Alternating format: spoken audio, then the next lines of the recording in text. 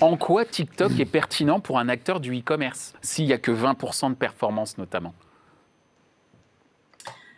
Alors, encore une fois, alors nous, bien sûr, Warner Music France, on n'est pas ce qu'on peut dire l'acteur type du e-commerce, mais on est quand même un gros acteur sur TikTok et avec des problématiques donc de streaming audio, vidéo et bien sûr d'achat physique. Mais en tout cas, ce qu'il faut savoir, c'est que TikTok va permettre pour nous de faire tout le travail de branding en amont ou en parallèle de tout ce qui est activation plutôt au trafic ou à la performance, pour utiliser bien sûr la puissance de cette application qui c'est bien sûr, comme tout le monde le sait et tout le monde en parle, c'est vraiment, a vraiment explosé cette année.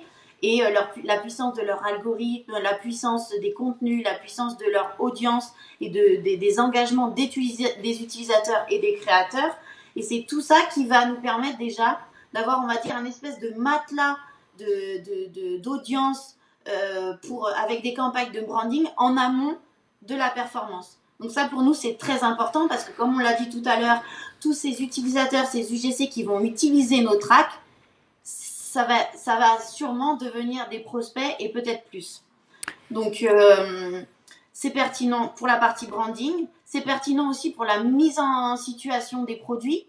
Il n'y a rien de tel qu'un contenu d'utilisateur authentique pour la mise en avant d'une musique ou même d'un produit ou d'un service. Donc ça va donner des idées et de l'inspiration à tous les utilisateurs. Ça participe à ce qu'on appelle l'émergence du product content, notamment dans le domaine de l'e-commerce, une valorisation du produit pour que l'on ait envie de l'acheter, entre autres, ou prendre des infos complémentaires.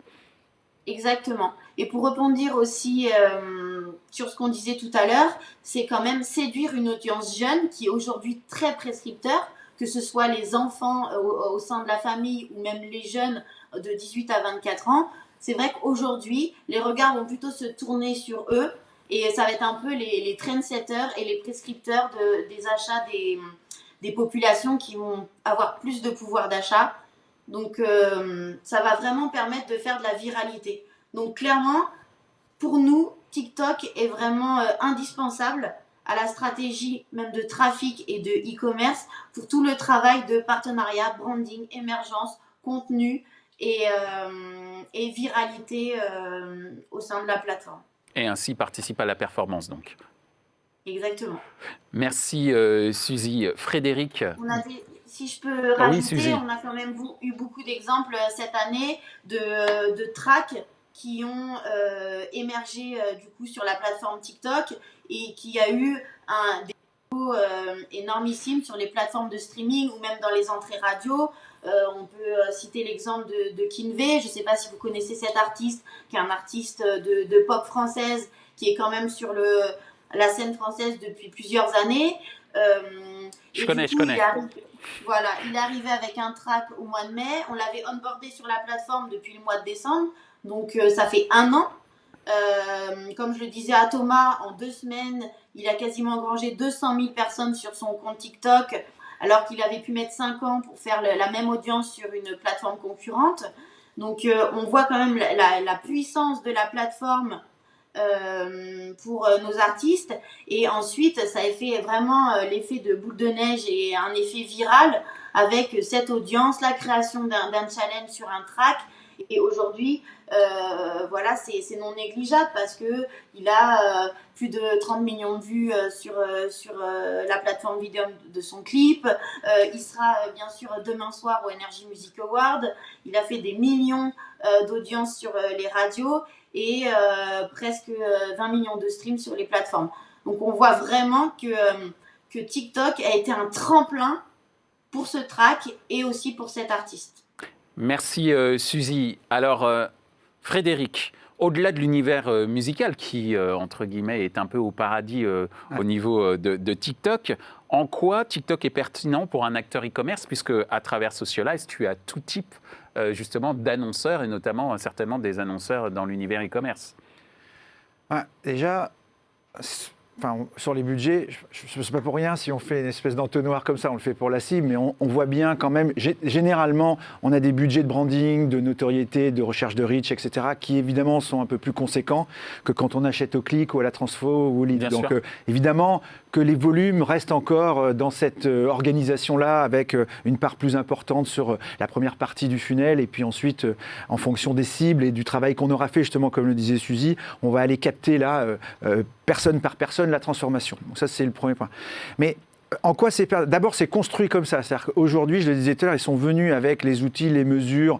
Il y a du Apps Flyer, il y a Nielsen. Ils sont déjà tous les outils de mesure pour mesurer la performance. Quand on va sur le commerce, quand on va sur la performance, il faut avoir ces outils pour que les clients puissent investir massivement parce qu'ils attendent tout de suite de pouvoir constater le résultat. Donc ça, c'est très important aussi d'avoir mis en place tout de suite ces éléments-là. Et puis, le deuxième, c'est que sur ce que disait Suzy, sur cette cible là aujourd'hui et si on passe encore une fois par rapport à tout ce qu'on a dit tout à l'heure, c'est-à-dire passer par ces influenceurs, travailler d'abord avec eux, mettre de l'ampli derrière, on a un taux de transfo qui est ahurissant. C'est-à-dire que typiquement, vous multipliez par 2 peut-être si vous faites une campagne tout seul ou si vous passez par un influenceur.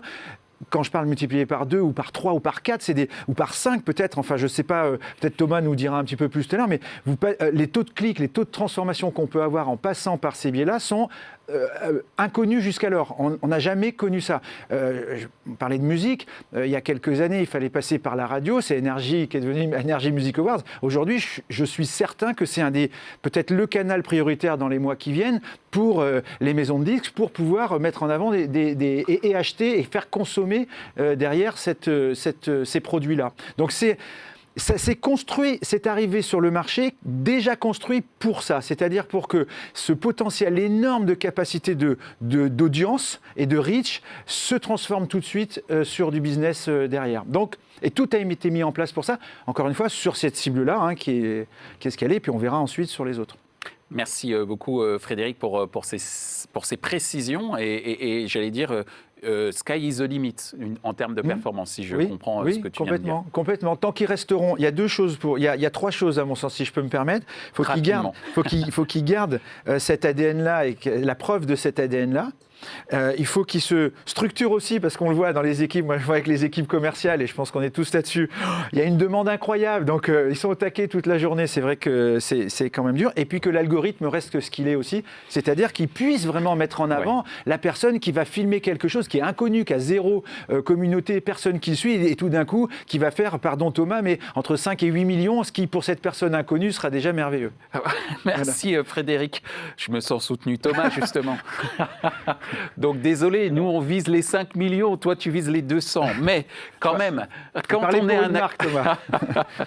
on est un acteur du e-commerce, on peut se dire mais à quoi ça sert TikTok et tu pourrais me dire aussi, en même temps, les acteurs e-commerce ont aujourd'hui besoin de construire une marque. Mais restons sur la notion de performance. Tu parlais de 20% tout à l'heure. En quoi, pour un acteur e-commerce, TikTok est pertinent ? Tu posais la question justement, pourquoi que 20% aujourd'hui sur TikTok font de la performance? C'est très simple. TikTok ne permet pas aujourd'hui encore d'être tourné full performance comme peut l'être par exemple un réseau comme Instagram avec le fameux swipe up qui fonctionne très bien. Aujourd'hui sur TikTok, si on ne passe pas par la pub, donc par l'advertising, par le biais de la plateforme, si on propulse un contenu influenceur, il ne peut pas mettre de lien traqué. Et donc justement, il peut mettre un code promo dans la description, mais forcément déjà ça fait un certain nombre de contraintes pour aller jusqu'à l'acquisition. Donc justement, aujourd'hui, les professionnels du e-commerce se penchent à peine sur TikTok parce que tous les outils permettant la conversion ne sont pas encore disponibles. Mais il suffit de regarder à quelle vitesse évolue la plateforme et je suis certain que le swipe up ou quelque chose qui ressemble au swipe up arrivera l'année prochaine et permettra de servir encore plus les e-commerçants. Après, du coup, comment peut se faire pourquoi c'est pertinent pour un acteur e-commerce, c'est d'être identifié. C'est ce que je disais en préambule.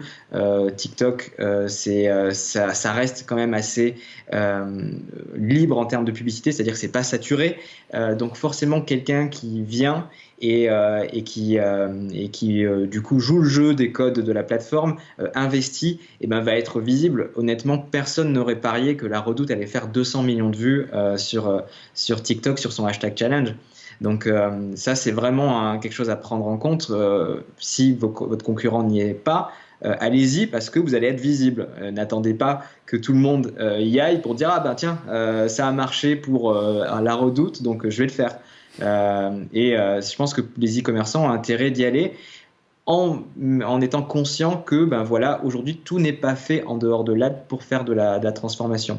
Et je me permets de finir sur les 230 millions. Je parle bien du hashtag challenge. Le hashtag challenge, c'est un challenge qui est sponsorisé par TikTok et qui est visible en page d'accueil.